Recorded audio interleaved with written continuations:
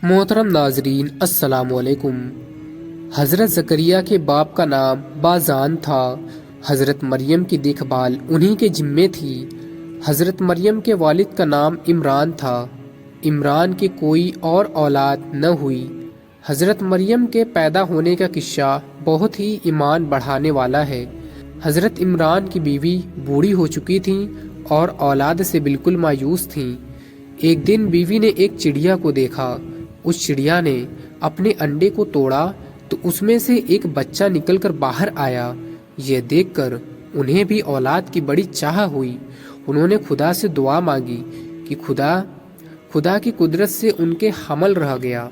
उन्होंने कहा, अगर खुदा मुझे एक बेटा अता करेगा तो मैं उसे खुदा की नज़र करूंगी, उससे दुनिया का कोई भी काम न लूंगी, बल्कि मैं तो हमेशा उसे खुदा की इबादत करने के लिए कहूंगी और बैतुल मुकद्दस की खिदमत में वो रहेगा।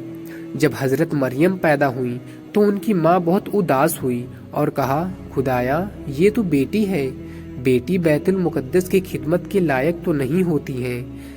मैंने इसका नाम मरियम रखा है। तू इसे और इसकी औलाद को शैतान से अपनी पनाह में रख।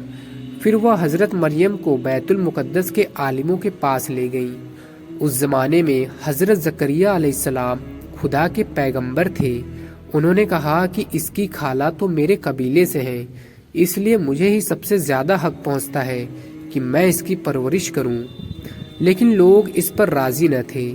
हर एक की यही चाह थी कि हज़रत मरियम की परवरिश वो लोग करें। जब झगड़ा ज़्यादा बढ़ गया तो ये तय हुआ कि चिट्ठी डाली जाए।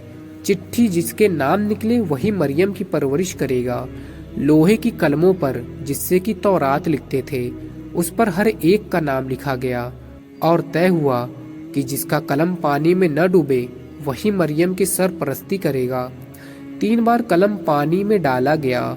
हर बार हज़रत ज़करिया का कलम पानी में ही तैरता रहा और दूसरे लोगों के नाम के कलम पानी में डूब गए। इस तरह से हज़रत ज़करिया अलैहिस्सलाम हज़रत मरियम की परवरिश और सरपरस्ती के जिम्मेदार ठहरे। हज़रत ज़करिया ने उनको पाला। जब हज़रत मरियम बड़ी हुई तो उन्होंने कहा कि अब मैं मस्जिद की खिदमत और इबादत के लायक हो गई हूँ। तो हज़रत ज़करिया ने उन्हें मस्जिद ले गए और मस्जिद में एक खास कमरा तैयार कराया। उसी में हज़रत मरियम रहने लगी। वह खुदा की इबादत में लगी रहती। जब कभी हज़रत ज़करिया हज़रत मरियम के पास आते तो उसके पास फल और खुराक पाते। पूछते कि ऐ मरियम, यह तेरे पास कहाँ से आया? तो वह कहती, अल्लाह के पास से। हज़रत ज़करिया की कोई औलाद न थी। उन्होंने दुआएं मांगी कि खुदाया तू बड़ी कुदरत वाला है, तू अगर चाहे तो बुढ़ापे में भी मुझे बेटा दे सकता है।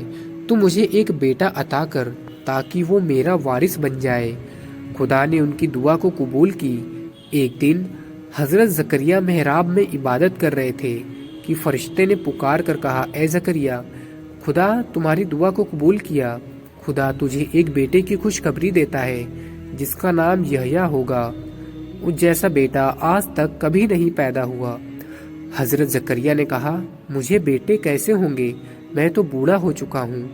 फरिश्तों ने कहा, ऐसा ही होगा, खुदा को हर चीज़ पर कुदरत हासिल है।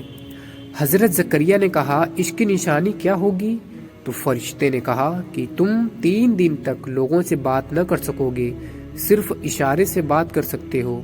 जब हज़रत यहया पैदा हुए तो बाप की आंखें ठंडी हुई और हज़रत ज़करिया ने खुदा का शुक्र अदा किया।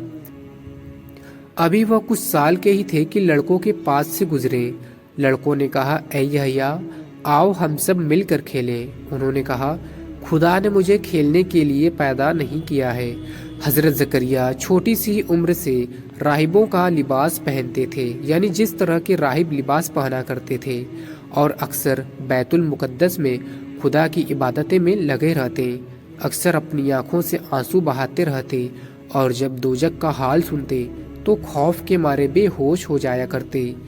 एक दिन बाप ने कहा, बेटा, हमने तुमको दिल की खुशी के लिए खुदा से मांगा था और तुम हो कि दिन रात रोते ही रहते हो। तो हज़रत यहया ने कहा कि आप ही ने तो फरमाया है कि दोजक आग का मैदान है جسے آنکھوں کا پانی ہی بجھا سکتا ہے، پھر آپ مجھے رونے سے کیوں منع کرتے ہیں؟ سبحان اللہ۔ تو پیارے دوستوں، امید کرتے ہیں کہ آج کا یہ خوبصورت واقعہ آپ کو بہت پسند آیا ہوگا۔ انشاءاللہ اس کے آگے کا واقعہ آپ کو اگلی ویڈیو میں ضرور دیکھنے کو ملے گا۔ اور بھی اچھے اسلامک واقعات سننے اور جاننے کے لیے اس ویڈیو کو بس ایک لائک دے کے ہمارے اسلامک چینل کو سبسکرائب کر کے بیل آئیکن ضرور سے دبا دیجیے، اور کامنٹ میں ایک مرتبہ سبحان اللہ ضرور لکھیں۔